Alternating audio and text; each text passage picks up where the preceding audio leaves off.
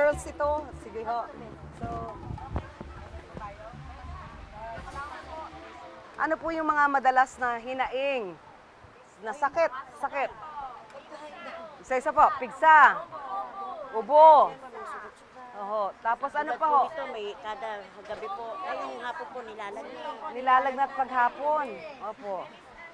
Ano po sabi, may doktor hubang nagbisita? Wala po. Opo. Ano ma'am daw yan? Kailan nagsimula yan? Dito lang sa loob? Opo. May mga bukol, pasa at sugat sa katawan ang halos lahat ng mga babaeng detainee sa Binyang Custodial Facility. Ano ma'am daw yan? Kailan nagsimula yan? Dito lang sa loob? Opo. Parang bungang araw na pumuputok, ano ho, na malalaki. Lumalaki. May lumalaki, oho. Sa kalayin dito. Pakta. Hindi nila alam kung ano ito dahil kahit minsan, hindi pa sila nabibisita ng doktor. Sa masikip na nakalagayan nila sa mga kulungan, malaki ang posibilidad na magkahawahan sila ng mga sakit. Dahil nagkakadikit-dikit sila, may mga sakit na napapasa dahil nagkadikit ang balat. At habang magkakalapit kayo, lalong tumataas ang posibilidad na magkahawahan. Yun. At isa pa, nagdudulot ito ng stress sa tao.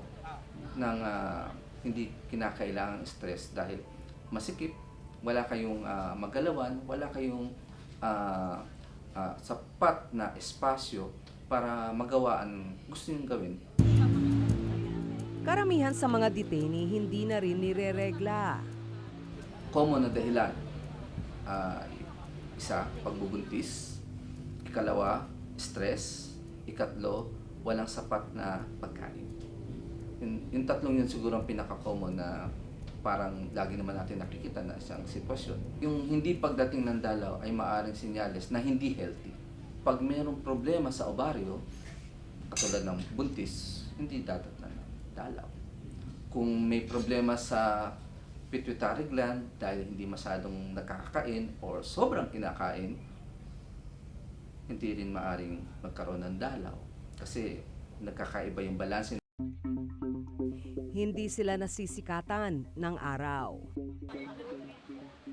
Mahalaga ang sikat ng araw para lumikha ang katawan ng vitamin D na tumutulong para magkaroon ng malalakas at malulusog na buto ang isang tao. May salamin lang silang ginagamit para makakita ng liwanag. Hindi po kasi namin nakikita yung dalaw namin. Ginagamitan namin ng salamin para kahit paano nakikita namin yung dalaw namin. Minsan nakikita nila kami, kagaya pag papa ko, nakikita, kumakaway papa ko. Pati yung araw, nakakakita kami ng araw, pati ulan.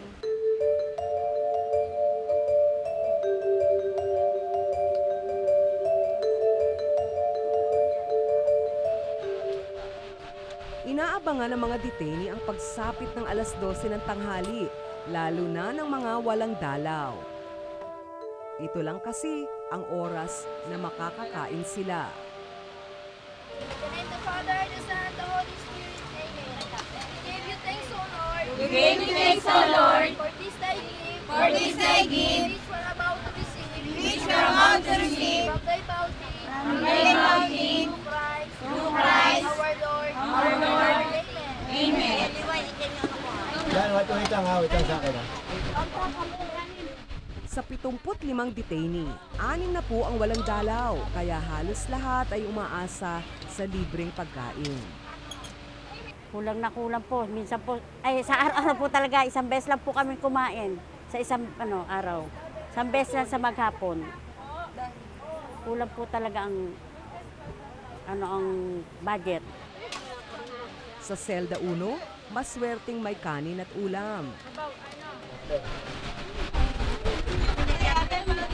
Samantalang sa Selda 2, kanin lang ang meron, asin ang ulam nila.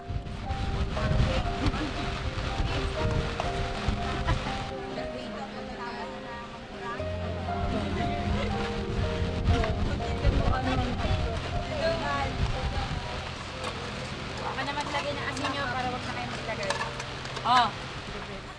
Nakadepende kasi sa perang nalilikom ng bawat selda mula sa renta ng mga duyan ang kanilang budget.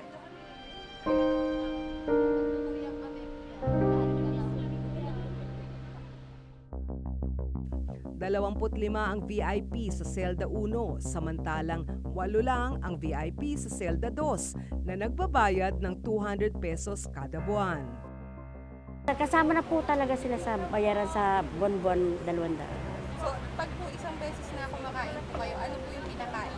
Kanin po, tsaka gulay. Yun po lang sasapat sa ano namin. Toyo, ganyan po, toyo. Pag po wala talaga pabili ng ulam, toyo. Minsan wala pong toyo, kanin lang.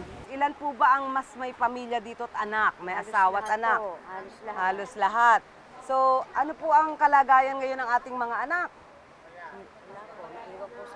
Wala po, naiwan sa bahay. Sino yung pinakamarami po? Ma'am, ilan? 8. Parang hindi nag-family planning si ma'am. Ilan taon po yung mga bata? 3 taon. Ang panganay po? 21. Ano po yung kalagayan ng mga bata ngayon? Nag-aaral pa ba? Watak-watak. Ibig sabihin ho, dinala sa mga kamag-anak? Ilan pa ho yung nag-aaral? 3 na lang dun sa 8. Ang mister po? Nakakulong din.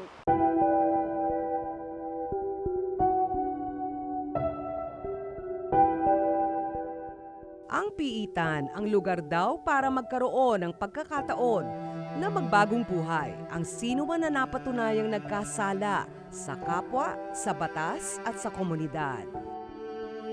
Sila na mga akusado pa lang naman na parurusahan na, nawawala na ng karapatan at dignidad. Gayong ito pa lang ang unang hakbang para alamin kung sila nga ay may sala o wala.